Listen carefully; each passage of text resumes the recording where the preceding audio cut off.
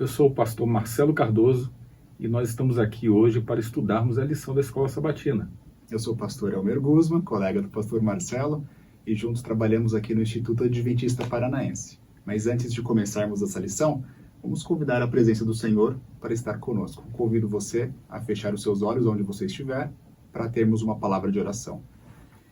Querido Deus que estás nos céus, neste momento nós pedimos a iluminação do Santo e Bom Espírito no nosso estudo da lição. Amém. E que este estudo possa ser proveitoso. Em nome de Jesus. Amém. Amém. A lição desse trimestre vem tratando sobre educação. E o título da lição é Educação e Redenção. Aliás, há uma coisa muito curiosa. A rede educacional adventista no mundo tem mais de 8.500 instituições de ensino, sendo atendida por mais de 107 mil professores que lecionam para aproximadamente 2 milhões de alunos. No Brasil, esses números também são surpreendentes. Estamos falando aí de mais de 500 instituições de ensino e o Instituto Adventista Paranaense, ele faz parte, então, de todo esse universo das instituições de ensino aqui no Brasil. E durante, então, esse trimestre, nós estaremos estudando sobre esse tema maravilhoso que é a educação. Aliás, pastor Elmer, o que trata necessariamente da primeira lição? A primeira lição é intitulada Educação no Jardim do Éden. E o verso para memorizar se encontra em Jó, capítulo 36, no verso 22. Eis que Deus se mostra grande em seu poder. Quem é mestre como ele? Interessante, né? Que aqui está descrevendo Deus como um mestre, como um professor. E, de fato, quem sabe quando nós olhamos para as primeiras páginas da Bíblia Sagrada, no livro de Gênesis, nós vemos justamente um Deus que cria esse mundo e agora, depois de uma obra criadora perfeita, em harmonia com seus princípios, ele coloca este primeiro casal nessa escola. Esse Deus é o Pai, ele é o Criador de todas as coisas, ele se torna esse primeiro professor para este casal, para esta família que estava lá. Aliás, o que me chama a atenção, pastor Elmer, nessa lição, é como a lição começa apresentando o próprio Éden como uma sala de aula, não é verdade? É muito interessante essa perspectiva. E quando a gente vai, então, na lição ali na parte de domingo, vem apresentando exatamente isso, ou seja, quando Deus criou o homem e a mulher e fez toda a criação dentro daquele contexto do Éden, ali estava a escola de Deus, né? Eu costumo dizer, pastor, que Deus é o maior de todos os pedagogos. É verdade. O método de Deus de ensinar é fantástico. Você vê como Jesus ensinava através das parábolas. É verdade. Eram histórias simples, do cotidiano, do dia a dia, e as pessoas compreendiam. E dentro desse aspecto da criação, Deus também tinha propósitos, planos para Adão e para Eva, de ensiná-los, e ele usou exatamente todo o cenário, né, do Éden como uma verdadeira sala de aula. Olha o que o livro de educação da Sr. White diz na página 20. O método de educação instituído ao princípio do mundo deveria ser para o homem um modelo durante todo o tempo subsequente. Como ilustração de seus princípios, foi estabelecida uma escola modelo no Éden, o lar de nossos primeiros pais. O Jardim do Éden era a sala de aula, a natureza, o compêndio, o próprio Criador, o instrutor e os pais da família humana, os alunos. De fato, o Jardim do Éden, como esse primeiro lar edênico perfeito, ele era esse contexto no qual Adão e Eva agora deveriam aprender essas lições. E que privilégio, né, pastor Marcelo, ter o próprio Criador como esse professor conduzindo essa aprendizagem. Com certeza, eu fico imaginando nas possibilidades que Deus deu a Adão para que realmente pudesse aprender na prática, pastor. Porque você sabe, né? Nós trabalhamos também com educação, nós somos professores do seminário aqui de teologia do IAP, e a gente sabe que a prática realmente ela ajuda, é uma bela de uma ferramenta para que as pessoas possam assimilar o ensino. E foi exatamente isso que a gente encontra ali dentro do contexto da criação de Deus, né? Deus, na realidade, cria o homem e ele o estabelece no jardim, e Deus vai dando ao homem algumas funções para que ele pudesse absorver na prática tudo aquilo que Deus queria ensinar. E olha o que o livro de Gênesis, o capítulo 2, ele vai dizer justamente sobre essa questão, sobre Deus criando esse jardim e colocando nele este homem. A palavra de Deus diz, Gênesis capítulo 2, verso 15, tomou, pois, o Senhor Deus ao homem e o colocou no jardim do Éden para o cultivar e o guardar. Quem sabe a gente poderia caracterizar um pouco de como era essa sala de aula, né? Bom, o primeiro fato é que essa sala de aula era perfeita, era boa, tinha natureza, uma natureza incrível. É interessante que quando Deus cria esse jardim, ele pega o homem e coloca esse homem nesse jardim e tem uma característica, ele coloca com o objetivo de cultivar e de guardar. Quando você vai para a palavra original, você vai entender que ele deveria servir a terra, servir esse jardim e guardar esse jardim. Isso é trabalho. Às vezes as pessoas reclamam do trabalho, né? Ah, chegou segunda-feira, que pena, né? Querem um final de semana. Mas é interessante notarmos que nessa educação do jardim, o trabalho foi instituído antes da entrada do pecado. É verdade. Ou seja, o trabalho é algo santo, é algo que a gente deve encontrar prazer, a gente tem que curtir, gostar, apreciar, vibrar com o trabalho. E às vezes, eu acho que na nossa sociedade, a gente tem essa questão do trabalho talvez ser mecânico, talvez ser repetitivo, as pessoas perdem essa... um fardo, né? Um fardo. Mas essa noção que Deus ensina Adão e Eva e dá trabalho antes da queda, eles não precisavam de nada, eles não tinham fome, mas o trabalho veio como uma bênção. E isso é interessante notarmos essa característica. Agora você tocou no outro aspecto, o aspecto de Adão e Eva.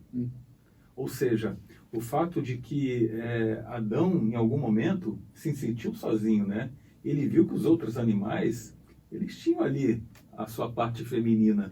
E diante desse cenário surge Eva, como coajudadora, está ali ao lado de Adão. E também há uma outra coisa que chama também a atenção na parte de domingo.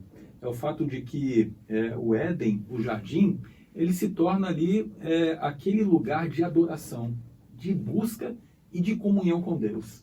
Eu fico pensando exatamente naquele lugar muito bonito, ok? Onde você podia sentir a presença de Deus e, acima de tudo, ter a presença de Deus. Estar ali, tete a tete com Deus. Eu acho que você tocou em aspectos importantes. A gente viu que o Jardim do Éden tinha trabalho. Nessa escola modelo, tinha trabalho. Nessa escola modelo tinha relacionamento. Adão e Eva se relacionavam, evidentemente, mas também se relacionavam com a natureza, com os animais, Adão nomeou. E relacionava-se também com o próprio Criador, que era o professor. Outro aspecto que nós podemos enfatizar é que nessa escola modelo do Jardim do Éden, eles receberam liberdade.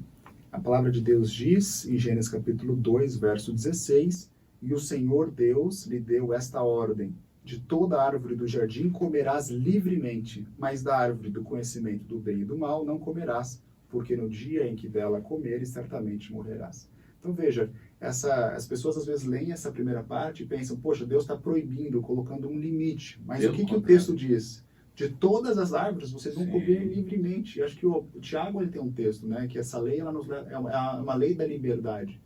Então a gente interpretar essa liberdade de Deus como a forma como Deus trabalha, a pedagogia de Deus, em outras palavras, ela assume a liberdade.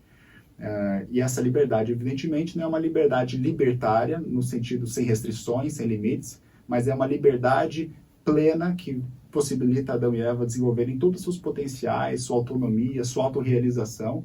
E, no entanto, Deus coloca nessa liberdade uma prova, um limite, que é justamente de uma árvore específica. Veja, tinha não sei, centenas, milhares de árvores, mas uma árvore específica. Esse era um limite que seria a prova da fidelidade a Deus, né? Mas justamente para que a gente exerça a liberdade, a necessidade de ter o direito de se escolher, não é verdade? E você falou sobre liberdade, a gente já remete também a livre-arbítrio, e a ideia do livre-arbítrio e da liberdade nos dá a clara certeza daquilo que Deus é. A Bíblia retrata piamente dizendo, Deus é amor. E a gente vem falando ali no início, né, sobre esse lugar maravilhoso, essa escola maravilhosa, perfeita. Foi assim que Deus criou todo esse cenário lá no Éden, todo esse planeta aqui. Porém, aconteceu algo terrível, né, pastor Elmer? E a lição vem falando agora, na parte de segunda-feira, sobre essa intromissão, né? houve um problema agora no Éden. Você pode contar um pouquinho para a gente? Claro. Olha só o que Patriarcas e Profetas, na página 56, diz. Adão compreendeu que sua companheira havia transgredido a ordem de Deus, desrespeitando a única proibição a eles imposta como prova de sua fidelidade e amor. Teve uma terrível luta interior, lamentou haver permitido que Eva se afastasse dele. Agora, porém, a ação estava praticada. Ele devia se separar daquela cuja companhia tinha sido sua alegria. Como poderia suportar isso? Então, veja, aqui está dizendo justamente que eles tinham essa liberdade, mas tinham sido colocados um teste para provar a sua fidelidade, o seu amor. Evidentemente, no Gênesis, no capítulo 3, a gente vê que teste é esse. O Satanás, a antiga serpente, ele havia caído do céu, né? Ele havia se desviado dos planos de governabilidade divina, e agora foi-lhe permitido esse acesso a esse jardim do Éden. Em um determinado local desse jardim, foi instituída justamente essa árvore, que era da ciência do bem e do mal, e foi instruído esse primeiro casal para que não se aproximasse, para que não comesse desse fruto. Aliás, a lição vem apresentando que nesta sala de aula, no jardim, entrou um intruso, né? Alguém que não havia sido convidado na realidade. E a gente compreende isso através dessa figura que a Bíblia apresenta como a serpente, que ali era a personificação mesmo do próprio Satanás. E dentro de todo esse contexto, agora, em que a lição vem apresentando, a Bíblia ela vem dizendo que a serpente ela era algo sagaz. Quando a gente fala sobre sagacidade, me vem logo o sinônimo dessa palavra. Talvez eu possa expressar sagacidade como alguma coisa ardilosa. O diabo ele se apresentou de uma forma ardilosa, com o intuito de enganar primeiro Eva, né? Ali naquele diálogo em que eles estiveram ali em Gênesis capítulo 3, no verso 1 ao verso 6, onde o diabo ali de maneira intencional ele tenta deturpar, ele tenta distorcer aquilo que Deus havia apresentado, aquilo que Deus havia ensinado, tanto a Adão quanto a Eva. E ele então coloca o fruto, dizendo para Eva o seguinte: olha, você pode comer desse fruto, Eva, pode ter certeza, certamente você não morrerá. Não foi isso que Deus havia dito. É interessante isso, né? Como é que o diabo ele consegue de maneira astuta, ardilosa, de maneira sagaz, tentar distorcer a palavra de Deus e enganar a mulher. Interessante. E outro detalhe interessante é que a serpente, ela argumentou baseado no fato de que Deus não queria que Adão e Eva fossem que nem eles, né? Mas a gente vê justamente quando Deus cria Adão e Eva, nós vemos em Gênesis, no capítulo 1, no verso 27 e 28, o seguinte: criou Deus, pois, o homem, a sua imagem, a imagem de Deus o criou, homem e mulher os criou. Em outras palavras, Adão e Eva já eram a imagem de Deus, eles eram semelhantes a Deus, em suas potencialidades, em sua unidade composta, em sua liberdade. Mas agora a serpente, ela simplesmente manipula as palavras de Deus. Ela coloca um Deus tirano, uma visão de um Deus autoritário, uma visão de um Deus coercitivo, uma visão de um Deus que não quer que as suas criaturas se desenvolvam em sua potencialidade plena. E todo esse linguajar, ele tira justamente essa autoridade desse Deus que é o Deus Criador, né? Então, novamente, voltando para o Éden, como essa sala de aula modelo, a gente vê justamente esse aspecto de teste. Evidentemente, esse teste era um teste que não era um teste coercitivo. Adão e Eva, eles tinham a liberdade para decidir o contrário. Sim, claro. Mas, infelizmente, eles falharam nesse teste. Aí é que vem a grande pergunta. Afinal de contas, como Eva caiu nessa cilada? Já que Adão e Eva andavam com Deus, Deus apareceu aos dois, diz lá em Gênesis capítulo 3, no verso 8, todos os dias, na viração do dia. E como é que pode então, se Deus estava ali com eles, com certeza Deus ensinando Adão e Eva, com certeza Deus já havia alertado os dois, como é que em algum momento a gente percebe que Eva então caiu na armadilha de Satanás, na armadilha da serpente. Bem, aí entra essa parte onde a lição apresenta o fato de nós não negligenciarmos as palavras do nosso professor, né? E no caso aqui é Deus. É isso mesmo. A serpente, ela colocou em xeque os bons intentos do Senhor para o seu povo, né? E quando ele introduz a dúvida, o que acontece é que essa dúvida, ela fermentou a cabeça de Eva e acabou afastando ela de confiar na palavra de Deus e confiar na sua própria percepção. É interessante notarmos a forma como a mulher raciocinou. Está no verso 6. Olha só, vendo a mulher que a árvore era boa para se comer. Olha só, a primeira característica dessa queda. Ela viu que a árvore era boa. Mas lembra lá, anteriormente, todas as árvores eram boas para se comer, mas ela viu que aquela árvore era boa. Agradável aos olhos. A árvore desejável para dar entendimento. Tomou-lhe do fruto, comeu e deu também ao seu marido. Então, ela começou a confiar na sua própria percepção, em outras palavras. A árvore era boa, agradável aos olhos, boa para dar entendimento, e baseada na sua própria percepção, e não na palavra certa do Senhor, ela tomou essa decisão, evidentemente, uma decisão de vacilo, uma decisão errada, né? E acabou se afastando de Deus. E agora, agora entra todo esse mal para essa história do ser humano. E agora, diante desse vacilo, Elmer, e diante dessa dúvida, eu creio que o que fez a diferença na vida de Eva, no caso, para esse cenário, foi exatamente o fato de que, ao surgir a dúvida, ela não procurou a Deus para buscar resposta. Pelo contrário, ela tentou tirar conclusões por conta própria, né?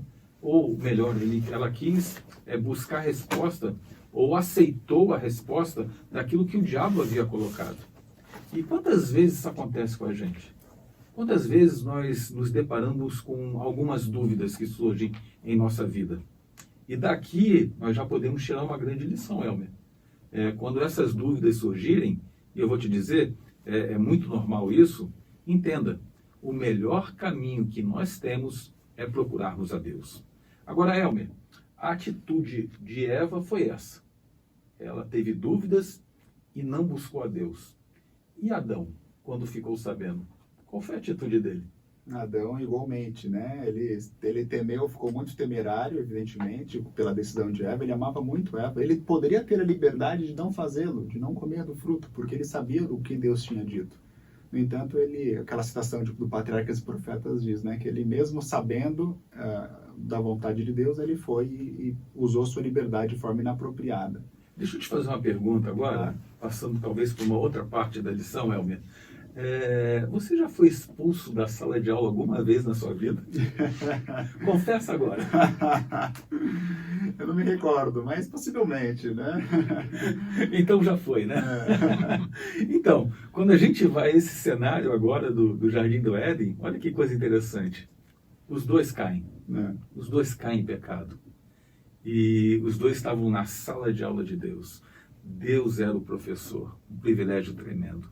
E agora Deus tinha que tomar uma atitude. E diante da queda do homem e da mulher, da queda dos dois, os dois foram expulsos do Jardim do Éden. A gente pode analisar esse cenário como um ato cruel. Nós podemos olhar assim e dizer, mas puxa vida, mas por que Deus expulsou, né? Por que Deus agiu assim? Só que se a gente olha pelo outro prisma, a gente percebe que Deus tinha todo um plano estabelecido. Deus é Deus. E como Deus, Ele é onisciente. Ele sabe todas as coisas.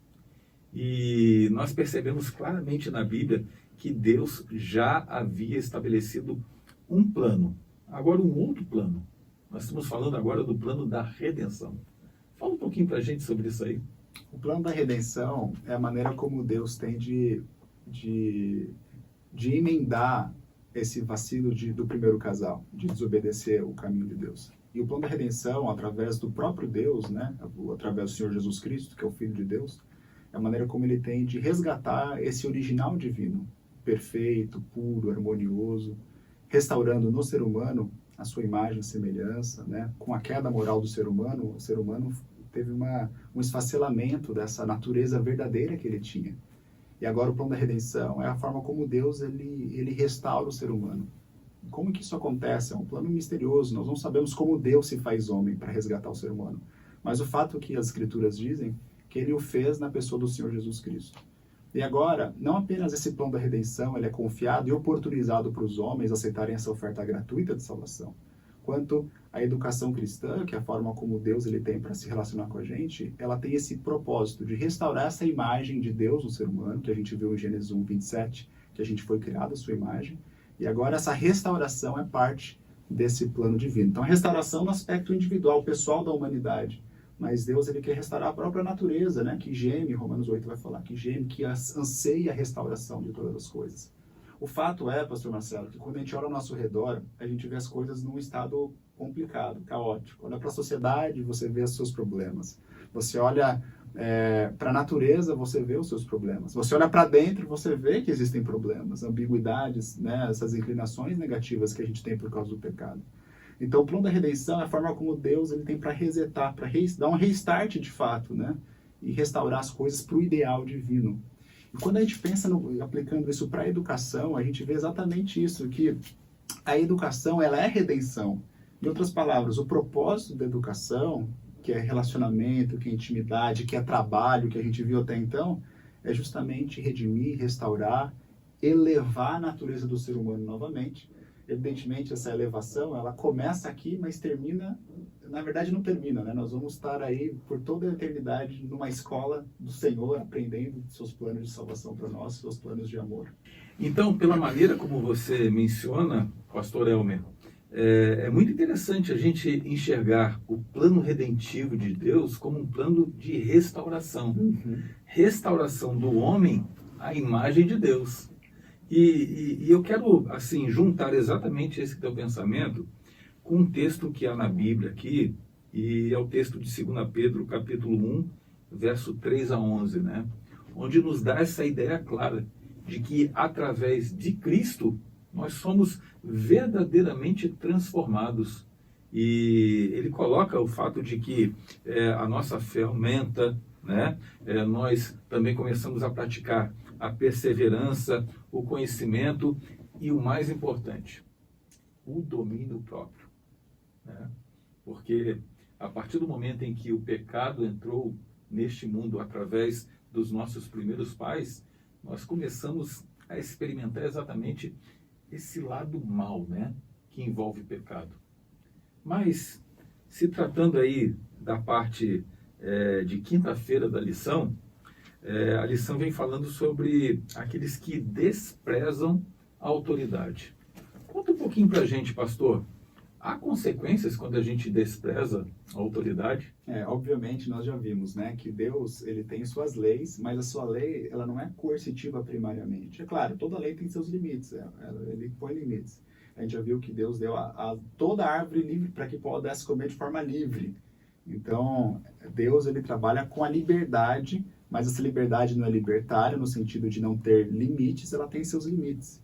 E quando a gente entende essa autoridade divina, não como uma forma tirânica, de uma forma coercitiva, obrigando, né, enfiando goela abaixo, a gente começa a entender como funciona essa autoridade de Deus, que é uma autoridade baseada em amor, uma autoridade baseada em liberdade. Veja, se Deus trabalha dessa forma, ele poderia ter criado a gente um robozinho para não fazer nada de errado.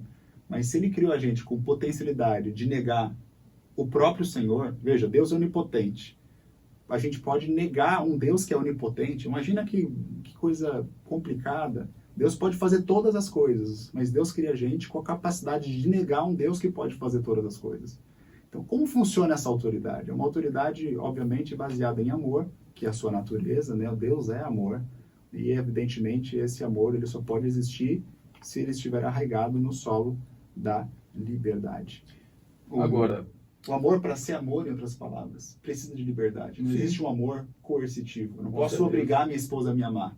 Ou ela me ama livremente, ou esse amor não é amor. A partir do momento que há um relacionamento sem liberdade, não existe amor ali. Exatamente. Né? A coerção. A coerção. Amor não há. E assim, eu sou pai, você também é pai, talvez aqueles que estão nos assistindo também sejam pais aí. E a gente sabe que nós amamos os nossos filhos. E o amor que nós temos pelos nossos filhos não significa que a gente deixe os nossos filhos fazerem o que bem entende.